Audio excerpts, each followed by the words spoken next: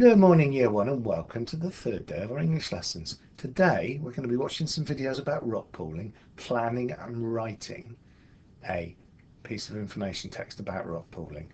But before you do that, we're going to be looking at question marks in the context of making sentences complete. So get your whiteboards and whiteboard pens ready, and when you're ready to start, we'll get going. Okay, so today we're looking at how question marks are used with question sentences instead of full stops. So, we use question marks to punctuate sentences as well. Question marks can be used instead of full stops. They appear at the end of sentences. Question marks are used to ask questions. Questions usually start with these words: what, where, why, how, when, and what. And now I'd like you to have a go at drawing a question mark, right? Show a question mark and show it to your grown-up. And grown-up, start the video again when you're ready to check that they've got it right. So here is a question mark, and it goes at the end of sentences instead of a full stop. Okay, so let's have a look at what I want you to do. I want you to have a go at copying out these sentences and putting in the missing capital letters, the missing full stops, or the missing question marks. Okay, so when you're ready to go, have a go, and when you've finished, start the video again. Okay, so let's have a look at the sentences.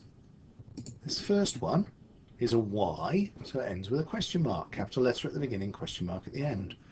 Second one's tricky though. It's actually an answer to that question. So why did the children go swimming in the lake?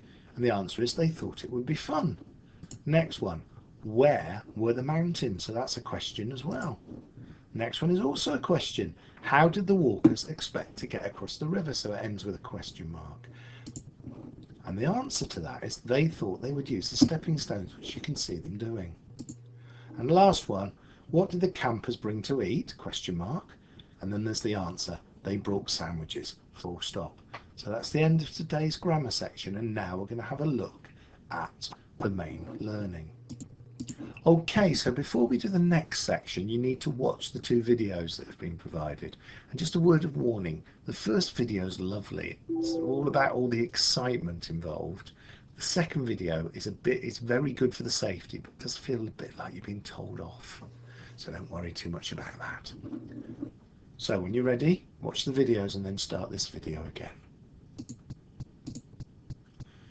Okay, so here is our plan.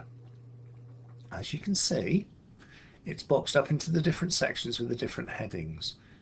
And you now know what the sections are about because we practiced that yesterday. So the introduction tells you what's starting. Then the first section is where can I go? The second section is where can I go? So that's about location. Next one's about equipment. Next one's about safety, and there was lots of information about that. And the last one is fascinating facts, or why do I do it? So here's some examples of what you could do. And then on the next page, we'll have a look at what Year 1 produced last year. So it's fun, but there's lots of other reasons. So think of all the other reasons. You could have 2 or 3 more bullet points here. Where can you go? Beaches. Well, that's one place, but there's other places as well. You're going to need buckets, but that's only one thing you're going to need. You probably could do with a lot of other equipment as well. How do you keep safe? Well, don't go too deep. Probably another one would be staying with your grown-ups. And there's lots of other things that were listed, especially in that second video. And what will you experience? Well, that I've left up to you. And that is all I want you to do today. Have a go at planning your writing. Tomorrow we'll have a go at doing the writing properly.